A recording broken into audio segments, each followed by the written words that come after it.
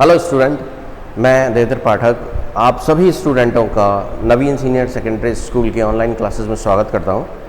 देखिए, हमने अब तक जो टॉपिक स्टडी किया था वो था प्रतिलोम त्रिकोणमिति। आज हम पुरानी वीडियो के आगे इसी टॉपिक को बढ़ाते हुए बात करते हैं।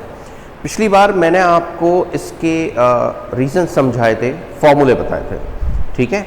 आज हम कुछ फार्मूलों का इस्तेमाल देखेंगे, ठीक है, कि फार्मूले कैसे बनते हैं और कैसे जनरेट होते हैं और उस पर डिपेंड क्वेश्चन कैसे किए जाते हैं। ये मैंने कुछ क्वेश्चन लिख रखे हैं, इनमें से कुछ क्वेश्चन मैं सॉल्व करके दिखाऊंगा, कुछ आप करने की प्रयास कीजिएगा, ठीक है। यहाँ मैं सबसे पहले आपको समझाता हूँ कि ये फार्मूले जनरेट कैसे होते हैं, आप फार्मूलों का निर्माण कैसे करते हैं। देखिए, हमने पिछली बार फार्मूले पढ़े थे। यहाँ जैसे हम बात करते हैं, हमने एक फार्मूला पढ़ा था tan inverse x plus tan inverse y plus tan inverse z का। अच्छा, आप में से कितने लोगों को याद है इसका फॉर्मूला क्या होता है? ठीक है, याद है? इसका फॉर्मूला हम लिखते थे tan inverse x plus y plus z minus x y z upon 1 minus x y minus y z minus z x. ये एक फार्मूला था जो हम लोगों ने स्टडी किया था, राइट। आज हम इस फार्मूले का इस्तेमाल देखेंगे। हम देखेंगे इस फार्मूले पर डिपेंड क्वेश्चन कैसे आता है, ठीक है। देखिए, जैसे हम यहाँ इसका पहला क्वेश्चन लेते हैं। पहला क्वेश्चन क्या है? पहला क्वेश्चन में हमको ये दिया हुआ है कि दिया है कि tan inverse x plus tan inverse y plus tan inverse z बराबर पाई बटे 2। ये आपको दिया हुआ है, ठीक है। और क्वेश्चन आपसे कह रहा है कि आपको सिद्ध करना है x y plus y z plus z x equal to 1, ठीक है। तो सिद्ध तो बाद में करेंगे, पहले तो जो दी हुई चीज़ है उसी को सॉल्व करेंगे ना। यहाँ हम फॉर्मूला लगाते हैं tan inverse x, tan inverse y, tan inverse z, ठीक है। तो देखिए, यहाँ हम फॉर्मूला लगाते हैं, क्या आएगा? tan इनवर्स, क्या लिख सकता हूँ? x plus y plus z minus x y z upon 1 minus x y y z z x बराबर पाई बटे 2, ठीक है। अब हम क्या करते हैं, tan को इस तरफ ले आते हैं, ठीक। जब हम इस तरफ लाएंगे तो ये बनेगा x plus y plus z minus x y z upon 1 minus x y minus y z minus z x is equal to tan pi बटे 2, ठीक।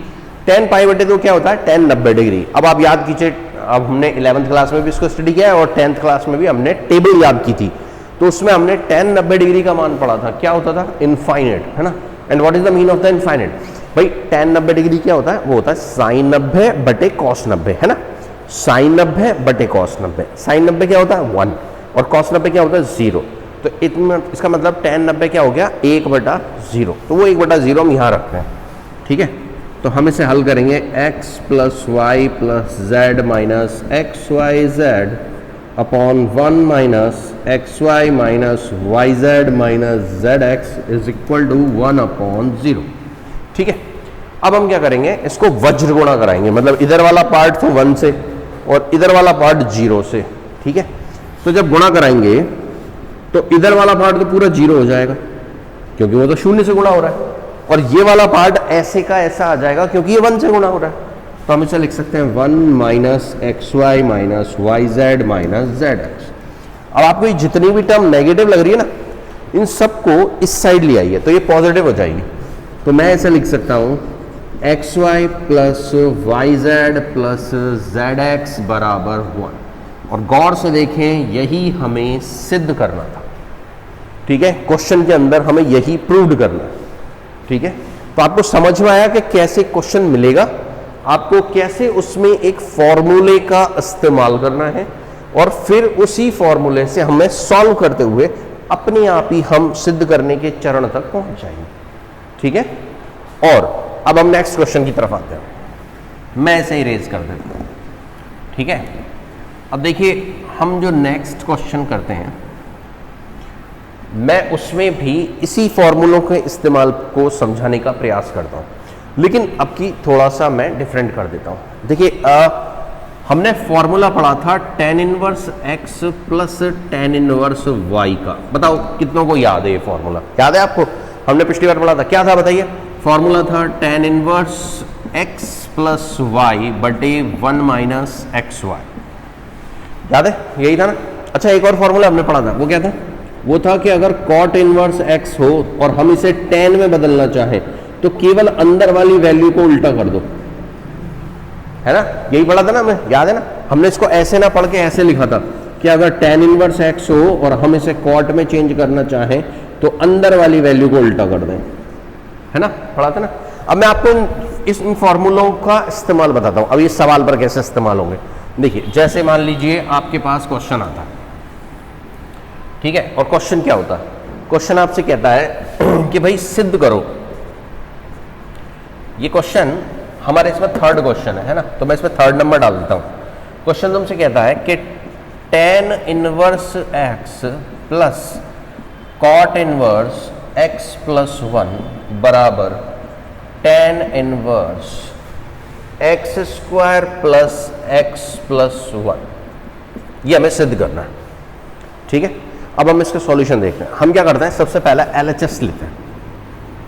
तो LHS हम लिखते हैं tan inverse x plus cot inverse x plus 1। अब देखिए हमने formula पढ़ा है tan inverse x plus tan inverse y का, तो tan इनवर्स एक्स तो है, इसका मतलब ये भी मुझे tan इनवर्स में चाहिए, तभी तो मैं फॉर्मूला अप्लाई कर पाऊंगा। तो मैं क्या करता हूँ, इसको tan इनवर्स में चेंज करता हूँ। अब कॉट को tan इनवर्स में चेंज करेंगे तो फर्क क्या पड़ेगा, हमने अभी पढ़ा था कि ये वैल्यू उल्टी हो जाएगी, तो मैं इसे 1/x प्लस 1 लिख देता हूँ, ठीक है, यहाँ तक क्लियर। अब फॉर्मूला लगाते हैं, तो हमारा फॉर्मूला क्या होगा, हमारा फॉर्मूला होगा x plus 1/x plus 1 upon 1 minus x into 1/x plus 1 tan inverse.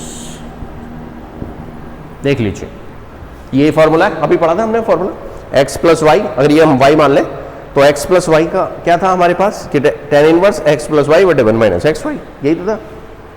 अब हम क्या करते हैं, ये ऊपर लघुत्तम लेते हैं, तो लघुत्तम लेंगे तो ये x प्लस 1 इस वाले x से गुणा होगा, तो क्या आएगा, x को गुणा करें x से तो x स्क्वायर, x को गुणा करें 1 से तो प्लस x, फिर प्लस ये वाला 1 तो प्लस ये वाला 1, और क्योंकि हमने यहाँ लघुत्तम लिया तो लघुत्तम में ये वाला हिस्सा आएगा, तो ये वाला हिस्सा आ गया x प्लस 1 बटे, फिर ऐसे ही हम नीचे लघुत्तम लेंगे तो ये x तो 1 से गुणा हो जाएगा, है ना, तो ये तो माइनस x आ जाएगा, ये माइनस और ये x आ गया, और ये x प्लस 1 इस 1 से गुणा होगा तो x प्लस 1 और अपॉन में लघुत्तम ये आएगा x प्लस 1 और ये पूरा का पूरा, और ये हमारा tan इनवर्स, ठीक है।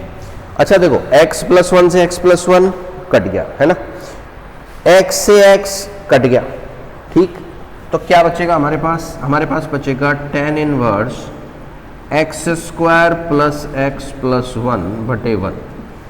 देखो बच रहा है कि नहीं बच रहा, ये दोनों कट गए, है ना, और ये ऐसे का ऐसा, ये ऐसे का ऐसा लिख दिया गया, और यहाँ पर ये जो था इनमें दोनों x कट गए, 1 बचा, ये रहा 1, और इसको मैं लिख सकता हूँ tan inverse x square plus x plus 1, और यही हमारा RHS है, हम देख सकते हैं यही हमारा RHS है, ठीक है। तो ये बात समझ में आई आपको?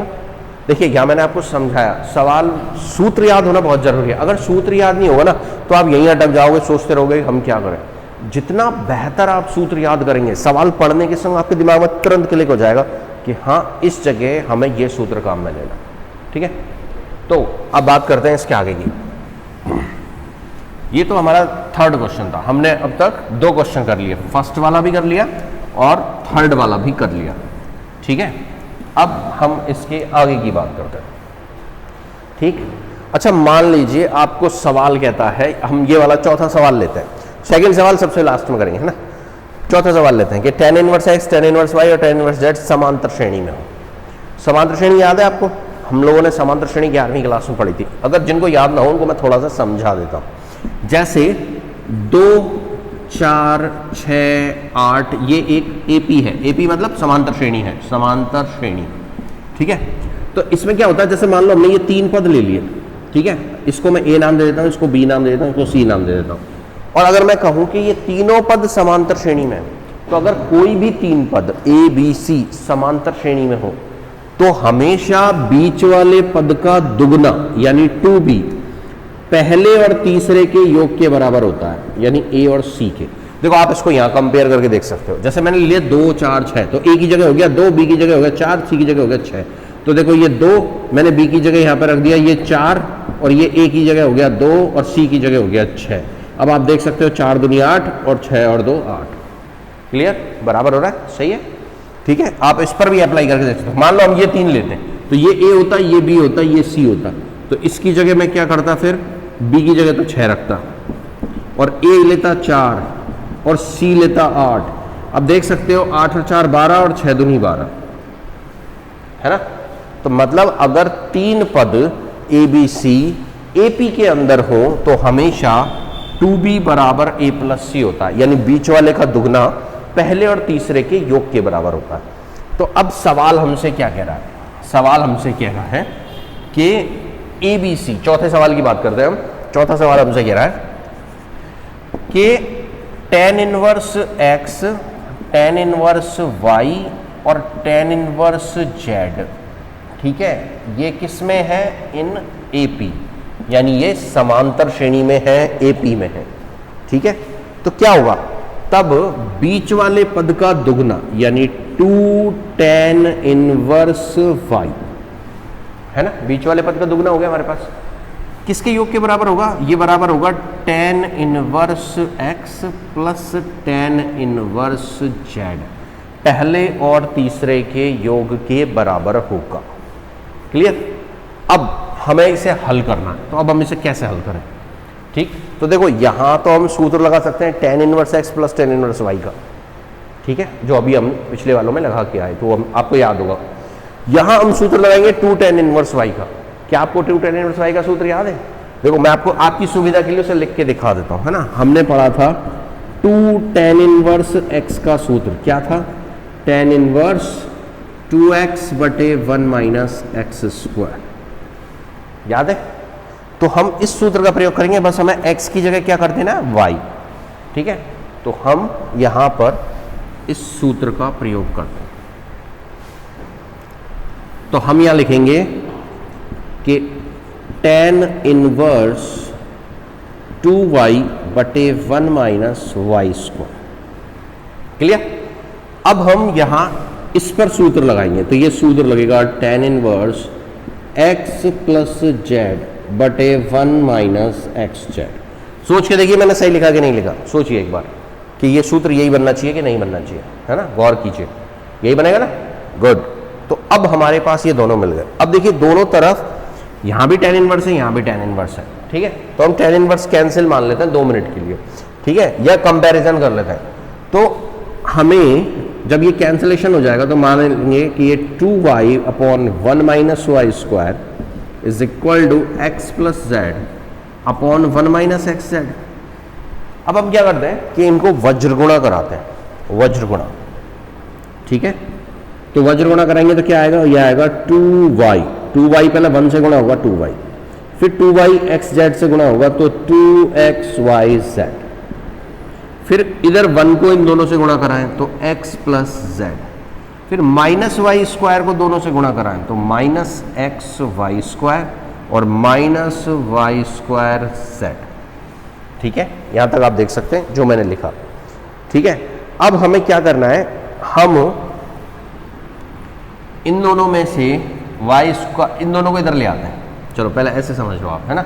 तो x y square plus y square z, दोनों पॉजिटिव हो गए, इस साइड आए थे या नेगेटिव थे, इधर आ गए, दोनों क्या हो गए? पॉजिटिव हो गए, ठीक।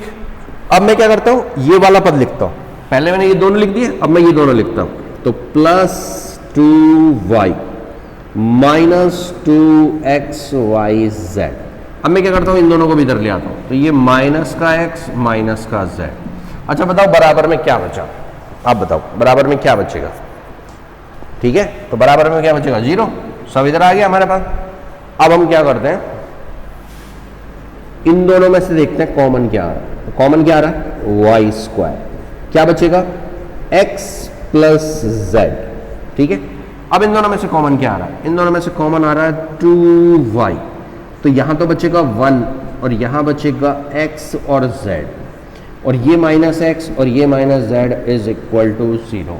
और आप देख सकते हैं सभी कि हमें जो सिद्ध करना था, ये पूरा सवाल ये आप कंपेयर कर लीजिए इससे, ठीक है। ये नीचे क्वेश्चन है, ये देख लीजिए, सेम हमने प्रूव कर दिया, जो हमें प्रूफ लाना था वो हमने प्रूव करके दिखा दिया, ठीक है। तो आप देख सकते हैं कि यहां हम दिए हुए जो एलिमेंट्स होते हैं उनमें सूत्रों के प्रयोग के द्वारा जो सिद्धीकरण होता है उस सिद्धीकरण तक कैसे पहुंच सकते हैं, ठीक है। उम्मीद करूं आपको ये सवाल समझ में आया होगा और सूत्र का प्रोसेस समझ में आया होगा, ठीक है। अब हम आगे बात करते हैं। अब हमारे पास एक और क्वेश्चन रह गया, सेकंड वाला, है ना। अब हम इसे समझाने की कोशिश करते हैं। देखिए इस वाले क्वेश्चन में हमको दिया है, मैं पहले जो दे रखा है ना उसको लिखता हूं, जो दिया है। तो सेकंड क्वेश्चन की बात हो रही है, यहां हमें दिया है कि 1/2 साइन इनवर्स 2x बटे 1 plus x square plus 1/2 cos inverse 1 minus y square 1 plus y square, है ना। अच्छा, ये मैं बोल इसलिए रहा हूं कि अगर आपको दिखने में दिक्कत आ रही हो या समझ नहीं आ रहा हो मेरी राइटिंग की वजह से, तो ये समझ में आ जाए, ठीक है। और प्लस 1/3 tan इनवर्स और 3z minus z cube upon 1 minus 3z square is equal to 5 pi. ये हमें दे रखा है, इट्स अ गिवन वैल्यू। और हमें सिद्ध क्या करना है, हमें सिद्ध करना है x plus y plus z बराबर एक्स वाई जेड, ये हमें सिद्ध करना है, ठीक है। अब हम इस पर फोकस करते हैं। तो देखिए मैंने आपको इससे पहले भी समझाया था कि अगर बाहर साइन इनवर्स है तो यहां आपको x की जगह कुछ ऐसी वैल्यू रखनी है, त्रिकोणमिति वैल्यू ऐसी रखनी है जिससे ये पूरा साइन थीटा या साइन 2 थीटा या साइन 3 थीटा इस तरह से चेंज हो जाए, क्योंकि साइन इनवर्स को काटने के लिए हमें साइन ही चाहिए, ठीक है। इसी तरह यहाँ y की जगह मुझे ऐसी वैल्यू पुट करनी है कि ये cos थीटा या 2 थीटा या 3 थीटा बन जाए, जिससे cos इनवर्स से cos कट जाए। और ऐसे ही tan इनवर्स से tan कटने के लिए ये tan बनना ज़रूरी है। तो सोचें कि क्या रखें। तो मैं यहाँ आपको सुविधा के लिए दिखा रहा हूँ। देखिए इसे मैं समीकरण नंबर 1 मान लेता हूँ, ठीक है। मैं आपसे यहाँ कहता हूँ माना x बराबर tan a, y बराबर tan b और z बराबर tan c, ठीक है। या अगर इस tan को इधर लाएंगे तो क्या होगा, a बराबर tan इनवर्स x, इसको इधर लाएंगे तो क्या होगा, b बराबर tan इनवर्स y और इसको इधर लाएंगे तो क्या होगा, c बराबर tan इनवर्स z। रखने पर ये वैल्यू हम इस समीकरण 1 में रखते हैं। तो हम समीकरण 1 में जब ये वैल्यू रखेंगे तो यहां हम क्या लिखेंगे, तो देखिए हम लिखेंगे 1/2। समझिएगा मेरी बात को, अब हम इंपॉर्टेंट चीज लिख रहे हैं, ठीक है। 1/2 साइन इनवर्स, अब मैं यहाँ x की जगह पर tan a रखता हूं तो ये हो जाएगा 2 tan a बटे 1 प्लस tan स्क्वायर a, ठीक है। ये हो जाएगा 1/2 cos inverse 1 minus tan square b और 1 प्लस tan स्क्वायर b, ठीक है। अब ये तीसरा चौथा सवाल अपन ने कर लिया था, तो मैं ये वाला मिटा देता हूँ, है ना। ये अपन हटा देते हैं सेक्शन को, जिससे यहाँ लिखने में थोड़ी सी आसानी हो जाए। Plus 1/3 tan inverse 3 tan c minus tan cube c 1 minus 3 tan square c। अब ये किसके बराबर है, ये है 5 पाई, ठीक है। ये मैं इस वाले हिस्से को अलग कर देता हूँ, जो ये आपको ये रहेगा भाई, ये वाला हिस्सा सवाल का है, ठीक है, ये सवाल का हिस्सा। ठीक, अब हम इसको सॉल्व करते हैं। तो देखिए याद करें ये वाला सूत्र किसका होता है। सबसे पहला सूत्र याद करें कि ये सूत्र किसका है। तो अगर आप पाएंगे तो देखेंगे कि ये सूत्र हमने पिछली बार पढ़ा था। ये सूत्र किसका था? अच्छा, ये वाला सूत्र आप 11th क्लास में भी पढ़ के आए हैं। ऐसा नहीं कि हमने 12th में ही पढ़ा इसको, 11th में भी पढ़ा हमने इसको। ये सूत्र होता है sin 2a का, sin 2a का tan के पदों में सूत्र होता है। इसी तरह से याद कीजिए ये सूत्र किसका होगा। तो ये वाला सूत्र होता है cos 2b का, मतलब cos 2 थीटा वाला, tan के पदों में, है ना।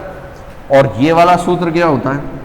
ये वाला सूत्र होता है tan 3 थीटा वाला, यानी 3c का इज इक्वल टू 5 पाई। अब देखिए इससे क्या हुआ कि हमारी जो डिजायर थी वो पूरी हुई। भाई हमें साइन इनवर्स को काटने के लिए यहाँ साइन चाहिए था, तो हमें साइन इनवर्स को काटने के लिए साइन मिल गया। हमें कॉस इनवर्स को कैंसिल करने के लिए कॉस चाहिए था, तो हमें कॉस इनवर्स को कैंसिल करने के लिए कॉस मिल गया। सेम ऐसी tan इनवर्स को कैंसिल करने के लिए tan मिल गया। तो अब क्या होगा? साइन इनवर्स से साइन कैंसिल होगा, तो मुझे मिल जाएगा 2a। ठीक है, ऐसे ही इससे ये कैंसिल होगा, तो यहाँ मुझे मिल जाएगा 2b, और ऐसे ही ये कैंसिल होगा तो मुझे मिल जाएगा 3c और बराबर 5 पाई। ठीक है, अब देखिए 2 से 2 कट रहा है, मैंने काट दिया, मुझे मिला a, फिर 2 से 2 कटा b, और 3 से 3 कटा c इज इक्वल टू 5 पाई। अभी सवाल सॉल्व नहीं हुआ, अभी हम पहुंचे हैं इस तक, हमें यहां तक ये वैल्यू प्राप्त हो गई। ठीक है, अब इसके आगे सॉल्व करने के लिए मैं आपको समझाऊं। देखिए a क्या है? a का मान हम पहले ही निकाल चुके हैं। यहाँ a क्या है? tan inverse x। तो इसकी जगह मैं क्या लिखूंगा? tan inverse x plus b क्या है? तो b का मान अपन ने पहले निकाल लिया, वो क्या था? tan inverse y। तो हम ये लेंगे tan इनवर्स y। और c क्या है? c का मान भी हमने पहले निकाल लिया, tan इनवर्स z। तो हम इसकी जगह लिखेंगे tan इनवर्स z, और ये आया 5 पाई। ठीक है, अब मैं ये ऊपर से इरेज कर रहा हूं थोड़ा सा लिखने के लिए। तो हम अब इसके आगे बढ़ते हैं।